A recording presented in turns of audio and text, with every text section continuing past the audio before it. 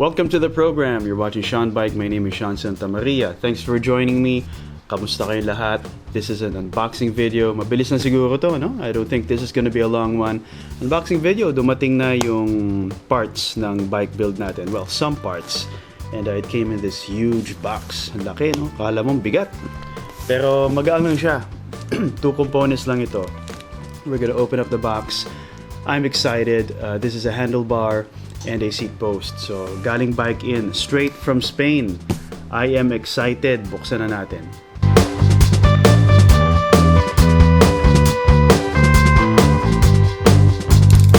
Let's do this. Right side up. So, andito yung information ko. I can only assume na ito ang right side up. Meron ako nag-unboxing. Napanood nyo siguro na binuksan ko ng kahon, ano? Baliktad pala. Tingnan natin if that's gonna happen this time. Okay, so tama. Sorry. Grabe ito, ang laki ng kahon. At puro siya bubble, these inflated plastic bags. Sealed air, brand protective packaging. Fill Air Extreme E. Diyan siya. Yun. Yan, no? So, drop bars. Lagay muna natin dito, ha? Where's the other one? Eto. Nako, ang ganda. Here you go. Let's get rid of the box. Ang ganda. Saya ko. Okay. Here you go. Sige, buksan natin. Unahin na natin si seat post, ha? Ito na natin lagay. Wow. So, sealed na sealed siya. So, ayan. Zip. Okay. So, narinig nyo, no? Makalansing siya. This is an aluminum seat post. Yan. Oh my God. Ang ganda. Take a look, man. Ganda. So, okay. Ano muna ang tawag sa kanya? This is the ZIPP Service Course seat post. That's silver ang kulay niya and the material is aluminum. Let's talk about the material first, no? So this is aluminum and consciously alloy ang kinuha ko talaga at hindi carbon. For the simple reason na gusto ko sumubok ng iba. Carbon na yung iba ko eh. And nasa sayo yan. Mas maganda ba ang carbon? No? Andun yung lightweight, andun yung vibration, absorption, ek na sinasabi, no? But if you want to go aluminum, if you want to go alloy, if you want to go with a silver colorway, nasa sayo yan. Tandaan niyo, your bike, your rules, okay? So just a little bit on the details. This is a 350 millimeter long seat post. 27.2 ang diameter niya. Kasi tandaan niyo, hindi porket seat post universal na. May mga seat tube kasi na mas malapad, yung mga nasa 31.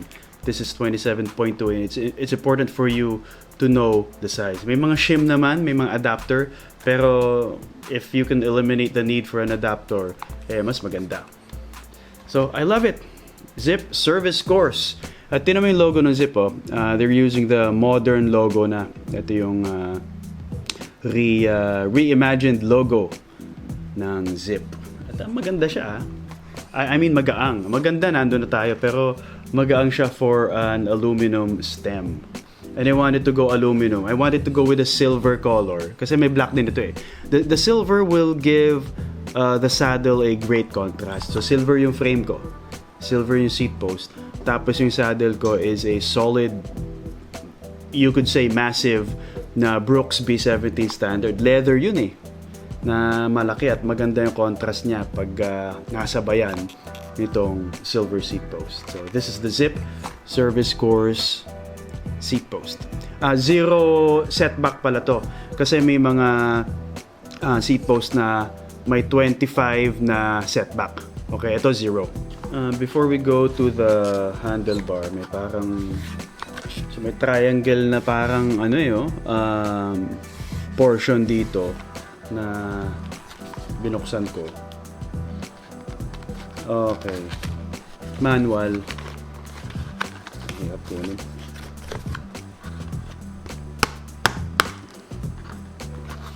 Hindi ko makuha. Ipit na. Basta may manual, I give up. Yung bolts niya, nakakabit na. And this is a 2-bolt seat post. Okay, so andyan na siya. Itim yung bolts niya. Okay, next. Handlebar tayo. Drop bars. Dito natin buksan. So, alloy din ito ha. And conscious decision yan. Para maiba naman. Ang ganda. This is the ZIPP Service Course 80 Ergo Handlebar. Palagay ba siya dyan? Yeah. Service Course. So Service Course is a product line nila. Service Course ito. Service Course din itong seat post ko. And parehong ZIPP, no? I'm building a ZIPP bike. I'm building a titanium bike with ZIPP components. And these are the first two that we have here. Actually, ang hindi lang siguro magiging ZIPP, bar tape. So 420 ang length niya, yung lapad niya, 420 millimeters, 42 centimeters. At ito talaga ang nakasanayan kong size ng handlebar. Okay? At walang flare ito. As you may know, ang i-build natin gravel/road bike. It's a gravel bike with a gravel frame and a gravel group set. Pero I want it to have the road look and feel. So ayoko ng flare. I've never been a fan of flare, no? Never owned a bike with flare bars, pero hindi ko lang gusto. I don't like the feel, I don't like the look. So ito, diretso lang. 0 ang kanyang, if you wanna call it flare, no flare. Okay? The torque, andyan yung mga information. It's a 4-bolt stem, 6 Newton meters of torque. What else do we have to talk about? So black siya. It's your matte black finish. But if you're asking me kung maganda ba, kung isang tanong, isang sagot, yes, absolutely, ZIPP yan eh. I wanna show you something pala ha, dito sa plastic that it came with. Ito. SRAM. SRAM, TRUVATIV, ZIPP. Ang ano kasi, ang clumsy ko, sorry. Ang ZIPP is part of the SRAM family, pati TRUVATIV part of the SRAM family. So, para magiging SRAM themed ang build ko. Although Shimano, ang group set ko, ang goal ko is a few months down the road, no. Papalitan ko siya ng SRAM group set. And I plan to use at least SRAM Force. Kung magkapera, SRAM Red, no? Pero SRAM Force na e-tap, syempre, panalong-panalo na tayo doon. No, so ayan, just an FYI sa mga hindi pa nakakaalam. And there you have it. Handlebar, seat post, black, silver, parehong ZIPP. It's gonna be a ZIPP bike. And I can't wait. I'm so excited. And thanks to you na rin. Let me take the opportunity to thank you guys for supporting me and the channel and this specific build, no?